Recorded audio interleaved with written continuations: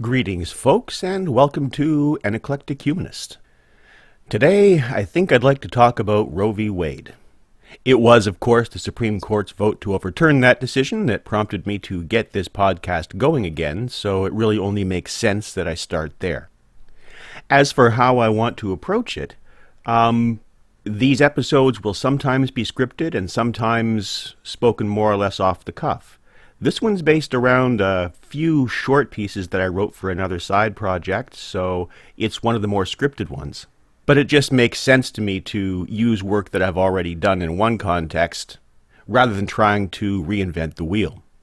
And to get started, though we will be talking, of course, about the overturning of Roe v. Wade, I'd like to begin a long time ago and in a city far, far away. It's 1992.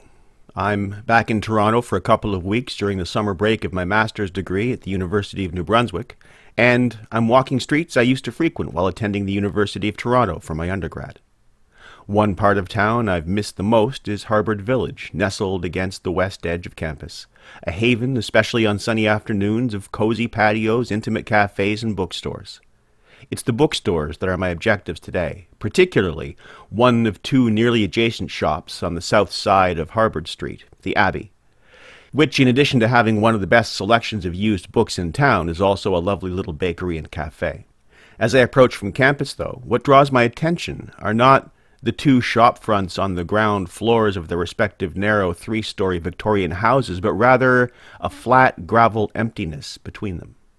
When last I'd been there, the previous summer, that lot had been the Toronto Morgentaler abortion clinic. That is, until it was firebombed by AntiChoice activists not long prior to this visit.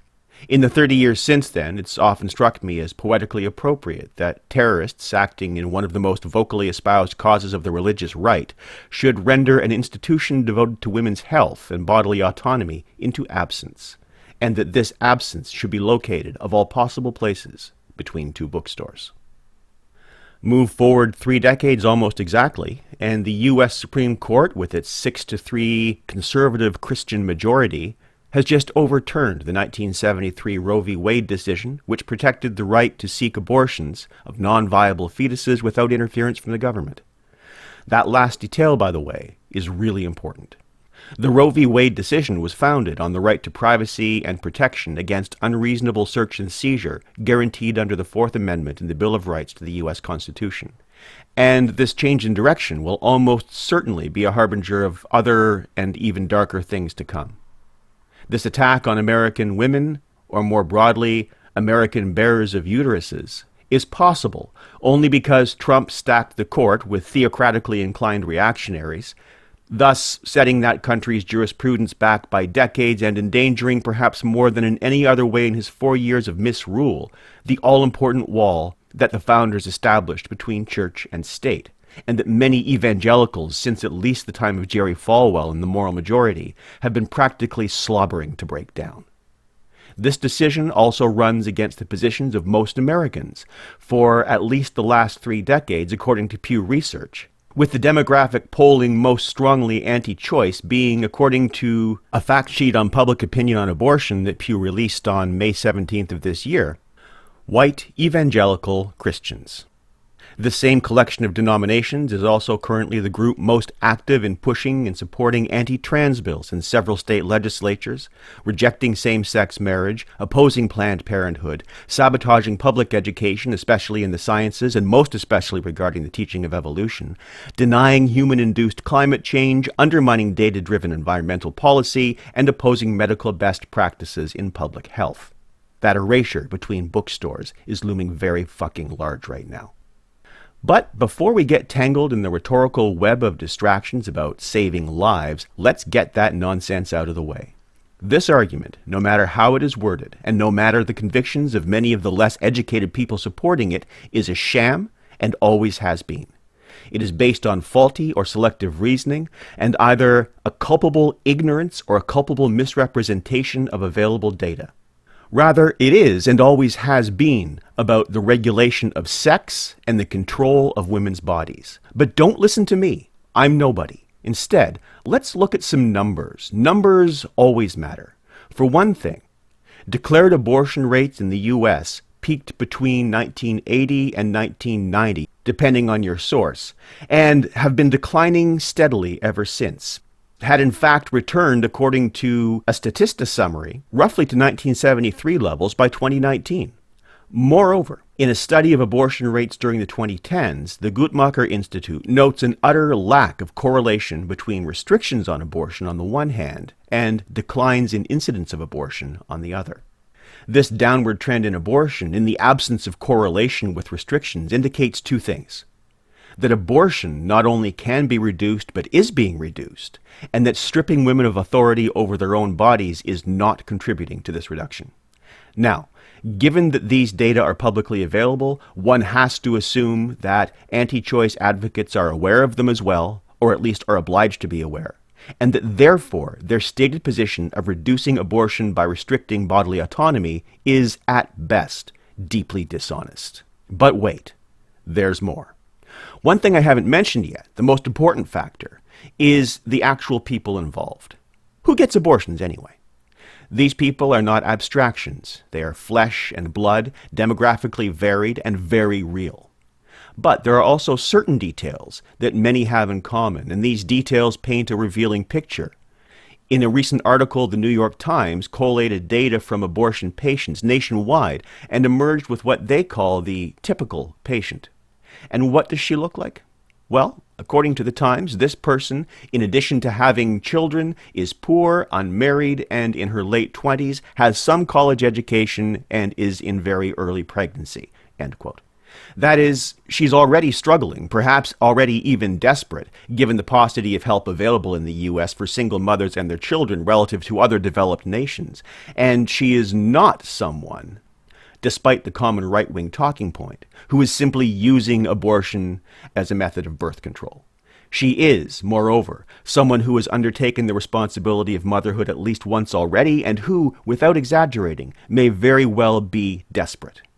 And yet, the theocrats on the religious right want to force her and people like her to go through not just the difficulties and risks of pregnancy and childbirth, but also the prolonged economic and psychological trauma of raising one or more children in a society that, once those children are born, wants little or nothing to do with their education or their well-being, at least as indicated by typical Republican voting records on any and all programs and proposals that might somehow benefit the people over whose wombs they have just usurped authority.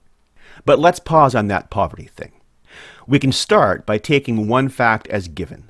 People placed in desperate circumstances will often seek desperate solutions.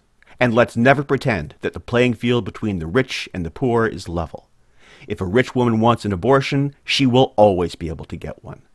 Always. If the state in which she lives has banned them, she'll go to another state, or perhaps even another country. And more power to her. She is maintaining her bodily autonomy against the theocrats, and I support that choice without reservation.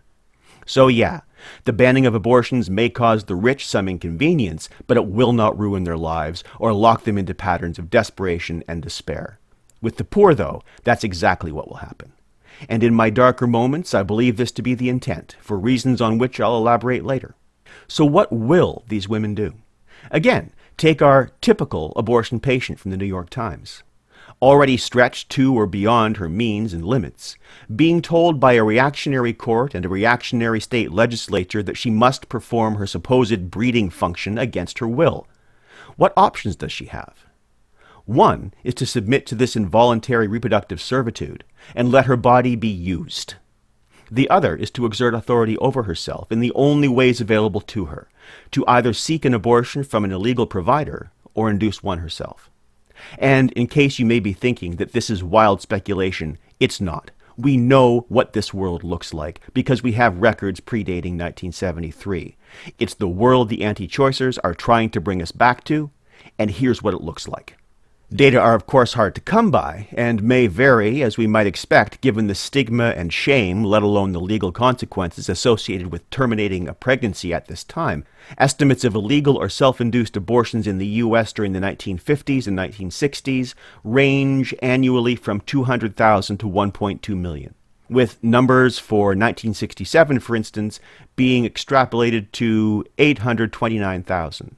And for maternal deaths in 1930, it's estimated that about 18%, or about 2,700, were caused by botched abortions. I'm going to say that again. 18% of maternal deaths in 1930 were caused by botched abortions. And the vast majority of those deaths would have been saved had abortion been legal at that time. And that proportion, approximately, seems to have continued at least as late as 1965, though the raw numbers of deaths declined, presumably due to improved emergency medical procedures over 3.5 decades. Most of these deaths would have been suffered by poor women trapped in anti-choice jurisdictions, and it is these women who now stand most to suffer in this way again. But getting back to the number of abortions, that 829,000 for 1967 is interesting, isn't it? Let's take that as relatively typical for the era, and carry it forward to the nearest year for which we have census numbers, 1970, at which time the U.S. population was officially 203,211,926. We might reasonably increase the number proportional to the estimated population difference between 1967 and 1970, but I prefer to keep the numbers on the conservative side. So, taking the estimated abortion numbers for 1967, and the population of 1970, we get an approximate abortion rate of 4.079 per thousand people, or more relevantly, 8.158 per thousand women and girls. Or, to take the metric used by the CDC, women aged 15 to 44, we get about 42,679,265 women and an abortion rate of about 19.36 per thousand. Now, if we adjust that 829,000 proportionally to the population of the 2020 census, namely 331,449,281, we get an estimated hypothetical number of abortions under pre-Roe conditions of about 1,325,142. That is, assuming conditions in a pre-Roe v. Wade world, and thus in the world to which those who overturned it necessarily want us to go back, there would have been over 1.3 million abortions in the U.S. in 2020, many of them unsafe and resulting in fatalities, or even where there was no fatality involving serious and in some cases lifelong injury. So, how many abortions were actually performed in the U.S. in 2020, with Roe v. Wade being on the books? The most recent CDC data I could find were for 2019, which is close enough to make a fair comparison. And when we turn to these numbers, we see 629,896 abortions from 49 districts reporting, and thus excluding California, Maryland, and New Hampshire, but adjusting for population downward to account for these missing stats, an abortion rate of about 11.3 per thousand women aged 15 to 44, or in other words, more than a third less than it would have been if things were now what the reactionaries on the Supreme Court and the Christian right are trying to return them to. And these, moreover, were safe procedures from which the women overwhelmingly emerged unharmed and untraumatized, save for the sign-waving prayer warriors spewing scripture abuse and hellfire at them as they made their way into their local Planned Parenthood clinic. And yes, that fucking happens. So no, if you actually want to reduce the incidence of abortion, banning abortion is not the way to do it. We know this. We've had strong data to this effect for years. Where the desire is to actually reduce abortion and one is dealing honestly and informedly with the subject matter, one will and in fact must support contraception, education, healthcare, and bodily autonomy. Those who oppose all or any of these, yet claim to be interested in keeping abortions from happening, are dishonest interlocutors, or at best culpably ignorant, which is really no better. And when you are dealing with a dishonest interlocutor, the most important question to ask is always, what do they really want? How is the narrative in their head different from the narrative that they are feeding you? And here, the best indication is the most likely outcome of their policies.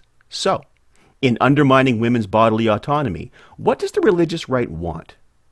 In forcing disproportionately poor and vulnerable women to give birth to unwanted children, what are they trying to achieve? In simultaneously opposing policies intended to raise those women and those children out of financial and educational poverty, what goals could they possibly have? Of course, I can't answer these questions with certainty, and there's probably not a single answer anyway. The best anyone can do is to look at where the data point and speculate on likely outcomes, which will be part of where I go in the next episode. Other questions I plan to address include the big white elephant in the room, the nature and status of the fetus, and some thoughts as well on why I, a Canadian man, am weighing in on this topic at all, let alone so emphatically. In the meantime, if you've made it this far, thank you very much for listening. If you're in a jurisdiction where your status has just been effectively reduced to one of reproductive slavery, you have my absolute sympathy and absolute support. And until next time, be kind to each other, but not so kind that you allow your rights to be stripped away.